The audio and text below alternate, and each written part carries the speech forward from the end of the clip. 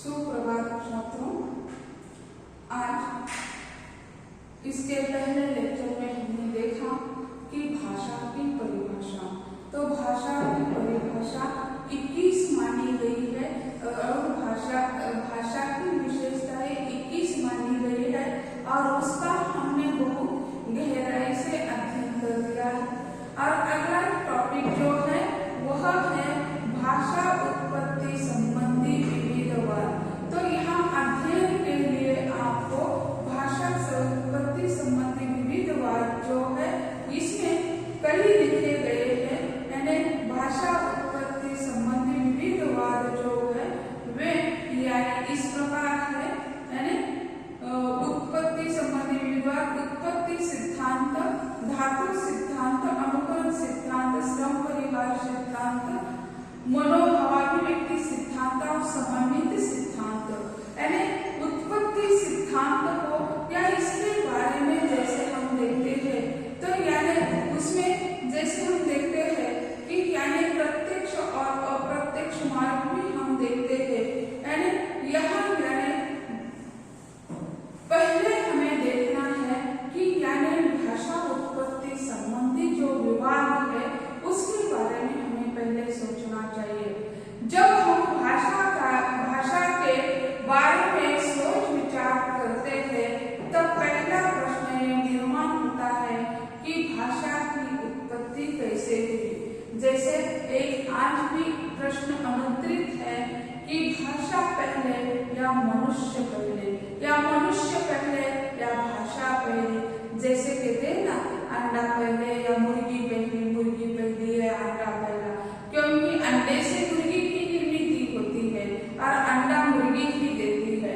तो ये जो सवाल है उसके अब तक हमें जवाब नहीं मिल रहे हैं। उसी तरह भाषा पहले या मनुष्य पहले, यह प्रश्न आज भी अनुत्तरित है कि भाषा की उत्पत्ति कैसे हुई, मनुष्य ने की या भाषा पहले ही उपस्थित थी।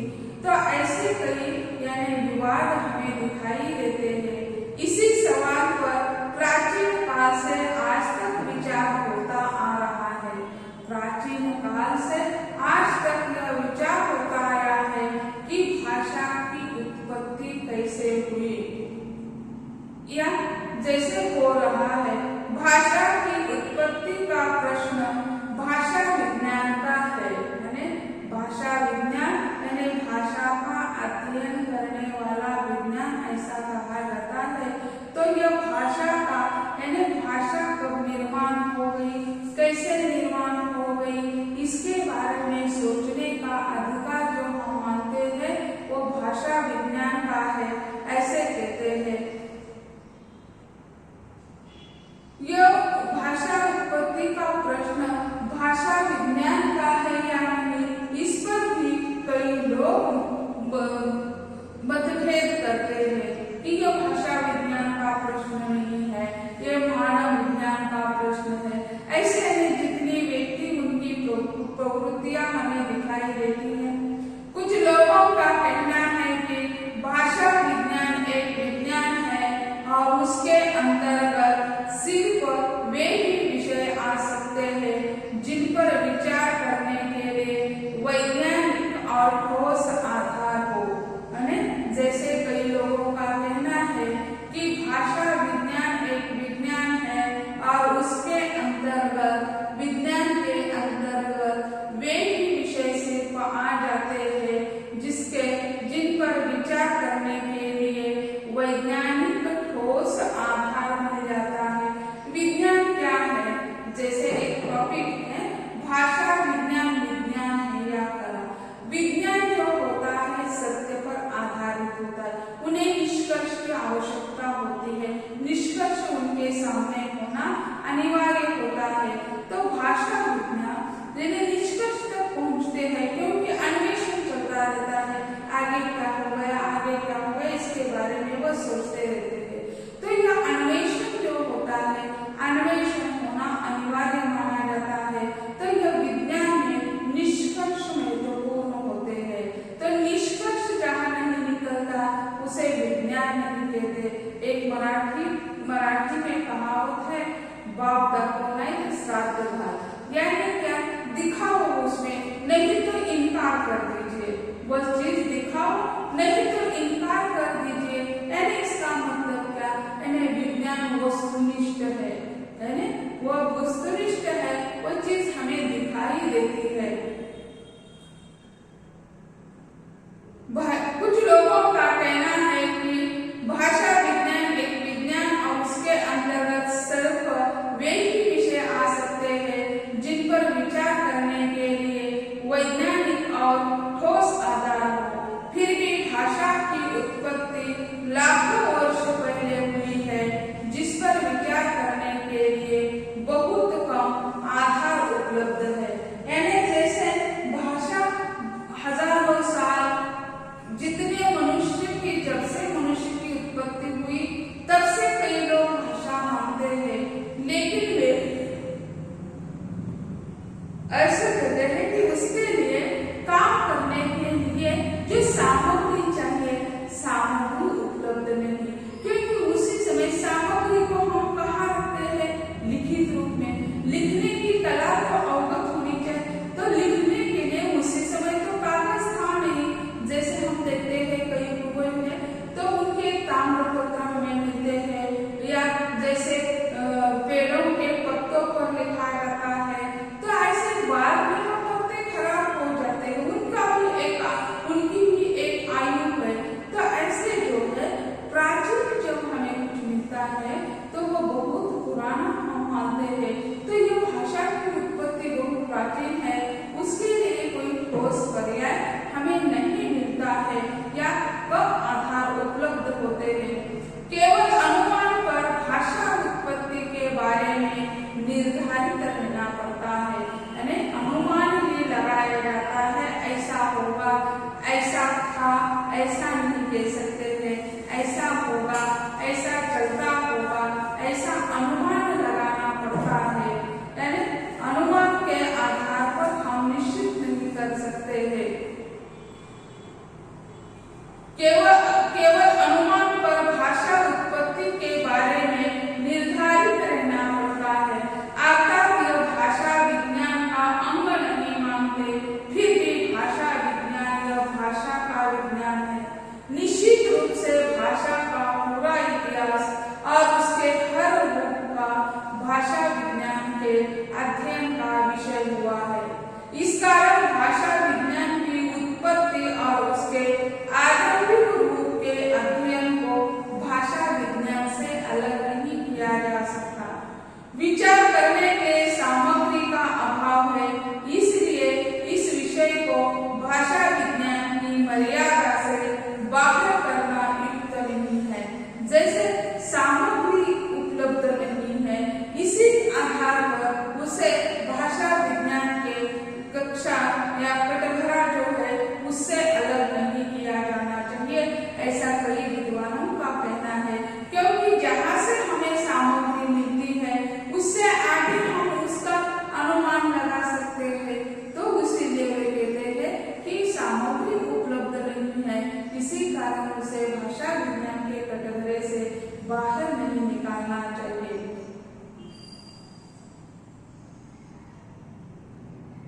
भाषा की उत्पत्ति पर प्राचीन काल से विचार होता आया है। भाषा विद्वानों ने कई सिद्धांत लोगों के सामने रखे हैं। इन सिद्धांतों के दो वर्ग बनते हैं, जिसमें जो सिद्धांत सीधे भाषा के जन्म के पकड़ने का प्रयास करते हैं, ऐसे सिद्धांतों को प्रत्यक्ष मार्ग में रखा जाता है। दूसरे वे सिद्धांत है जो कि स्थिति से आरंभ तक पहुंचते हैं, वह है परोक्ष मार्ग। परोक्ष मार्ग में भाषा के जन्म पर दृष्टि न जाकर सिर्फ भाषा के वर्तमान रूप को देखा जाता है। परोक्ष मार्ग और प्रत्यक्ष मार्ग, ये दो मार्ग यहाँ यानी भाषा विज्ञान का भाषा उत्पत्ति के सिद्धांत के बारे में चर्चा करने के दिखाई देते हैं। यानी प्रत्यक्ष और परोक्ष, यानी प्रत्यक्ष में यानी जैसे हम देखते हैं, यानी भाषा की स्थिति जो है वहां तक पहुंचना पड़ता और परोक्ष रूप जो है वर्तमान रूप कैसा है। आज हमें कोई साधन उसके मिलते हैं तो उसे परोक्ष रूप में माना जाता है और उसके ऐतिहासिक तथा तुलनात्मक अध्ययन के आधार पर धीरे धीरे वर्तमान से भूतकाल की ओर जाता है। इस बारे में भाषा की उत्पत्ति पर तो प्रकाश नहीं पड़ता, लेकिन भाषा के आरंभिक रूप का अनुमान मात्र अवश्य लगाया जाता है। यानी तुलनात्मक अध्ययन हम करते हैं, तुलनात्मक और ऐतिहासिक अध्ययन करते हैं तो उसी समय हम यानी अनुमान तो निश्चित लगा सकते हैं, ऐसी होगी ये कह सकते, ऐसी थी ऐसा हम दावे के साथ नहीं कह सकते हैं। तो ऐसे जो भाषा व्युत्पत्ति संबंधी विविधवाद जो है इसके बारे में ऐसा कहा जाता है। तो यहाँ हमें अध्ययन के लिए उत्पत्ति सिद्धांत जो है, उत्पत्ति सिद्धांत के बारे में हमें देखना है कि यानी कैसे उसमें उत्पत्ति संबंध यानी धातु सिद्धांत, यानी धातु सिद्धांत कौन से या प्रत्यक्ष मार्ग में आता है या परोक्ष मार्ग में आता है।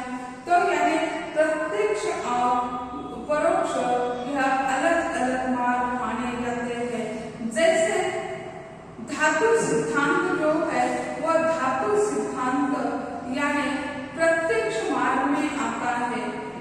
धातु सिद्धांत यहाँ माना है, अध्ययन में धातु सिद्धांत रखा गया है। तो ये धातु सिद्धांत यानी क्या, उसे क्या कहते हैं? तो धातु सिद्धांत को डिंग डॉन्ग थ्योरी कहा जाता है।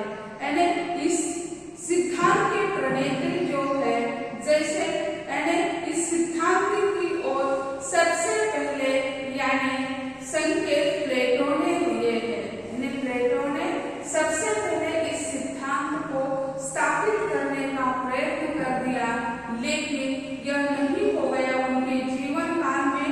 यह डिंग डॉन्ग सिद्धांत जो है वो कामयाब नहीं हो गया, लेकिन इसे सिद्धांत के रूप में गठित करने का श्रेय जर्मन प्रोफेसर हेस को है। यानी प्लेटो और हेस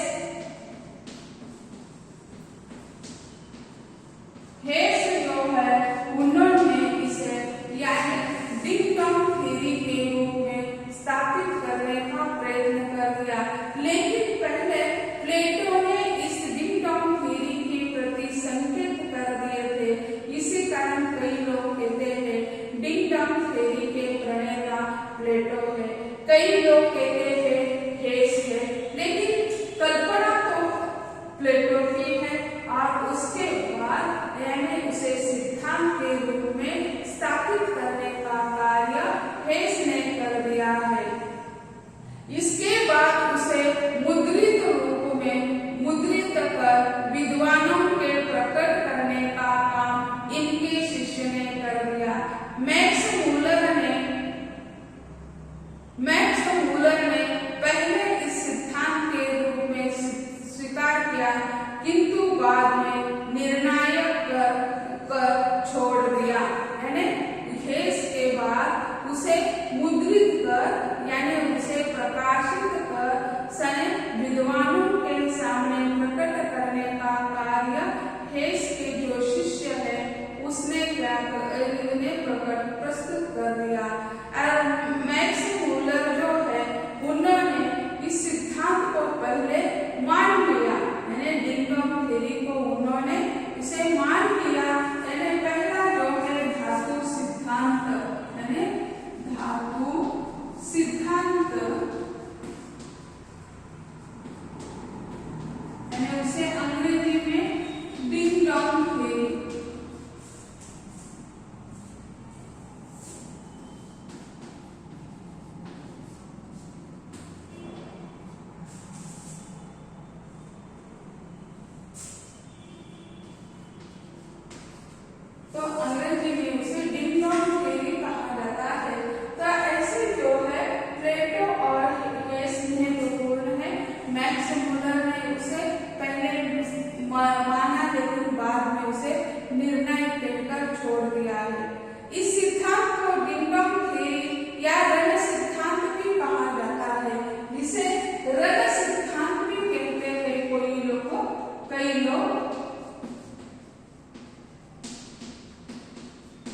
कई लोग उसे रल सिद्धांत भी कहते हैं। इस सिद्धांत के अनुसार संसार की हर चीज की अपनी एक खास ध्वनि होती है, यानी यह तो ध्वनि उत्पत्ति सिद्धांत है, जैसे हम मानते हैं ध्वनि की उत्पत्ति होती है, लेकिन कौन सी ध्वनि, यानी मुख से उच्चारित जो ध्वनि है उसे भाषा में स्थान दिया। लेकिन जैसे हम देखते हैं यानी डस्टर है, उसी को हम धरती पर गिराते हैं तो एक अलग ध्वनि आती है, देख लीजिए। तो यह जो है लकड़ी का आवाज हम पहचान लेते हैं, लोहे का आवाज पहचान लेते हैं, कपड़ा या इन सभी हर एक चीज की आवाज अलग अलग होती है। जैसे हम लोहे का गिलास यानी धरती पर गिराते हैं तो अलग आवाज आती है, कांच का गिलास हम धरती पर छोड़ देते हैं अलग आवाज आती है, हम चलते हैं तो भी आवाज आती है। जैसे हम चुटकी बजाते हैं उसकी भी आवाज अलग होती है, ताली बजाते हैं उसकी भी एक आवाज अलग होती है। तो यह जो है तो उसे मैंने ध्वनि को उन्होंने स्थापित करने का प्रयत्न कर लिया, लेकिन ये कहते हैं हर एक चीज को अलग अलग यानी आवाज होती है, ध्वनि हर एक चीज से अलग निकलती है, कोई ना कोई आवाज जरूर आती है। यानी कपड़ा भी हम धोते हैं, धोने के बाद उसे सूखने ले जाते हैं तो छटक लेते हैं तो उसी समय एक अलग आवाज आती है उससे, वह आवाज डिंगांग रूप में ध्वनि के रूप में होती है, लेकिन वह ध्वनि अलग होती है। इस प्रकार मनुष्य में आरंभ से ही ऐसी शक्ति थी कि वह जिस किसी चीज के संपर्क में आता है तो उसके मुंह से एक प्रकार की ध्वनि निकलती है। विभिन्न वस्तुओं की वह ध्वन्यात्मक अभिव्यक्ति धातु थी। आरंभ में इस प्रकार धातुओं की संख्या अधिक थी, किंतु उनमें बहुत सी धातुओं की संख्या धीरे धीरे लुप्त हो गई। केवल 400-500 धातुएं बच गए, इन्हीं से भाषा की उत्पत्ति हो गई। जैसे हम मानते धातुएं हैं क्या, जिसे हम ध्वनि संकेत मानते हैं, ध्वनि निर्माण होने का स्थान मानते हैं, तो उसी तरह ऐसे जो धातु है तो उसे धातु में स्थापित करने का प्रयत्न कर दिया है। इस सिद्धांत में धातुओं की ध्वनि और उसके अर्थ में एक रहस्यमय संबंध माना है। प्राचीन मनुष्य में भी यही शक्ति थी, किंतु भाषा बन जाने पर इस शक्ति की आवश्यकता न रहने से धीरे धीरे यह शक्ति नष्ट हो गई। जैसे हम देखते हैं कि यानी कभी धरती कंप आने वाला होता है तो जैसे देखो कुत्ते रोने लगते हैं, कुत्ते घूमते रहते हैं, जैसे धरती कंप आने के पहले यानी धरती के नीचे रहने वाले जो यानी प्राणी है वो बाहर आ जाते हैं, क्योंकि वहां उन्हें हलचल सुनाई देती है। जैसे धरती कंप हो रहा है और हम जमीन पर सो रहे हैं, तभी हमें भी उसका अनुभव हो जाता है, लेकिन हमें धरती पर सोना चाहिए। तो जो हिलर हो जाती है, कंपन होता है, वो हमें सुनाई देता है। तो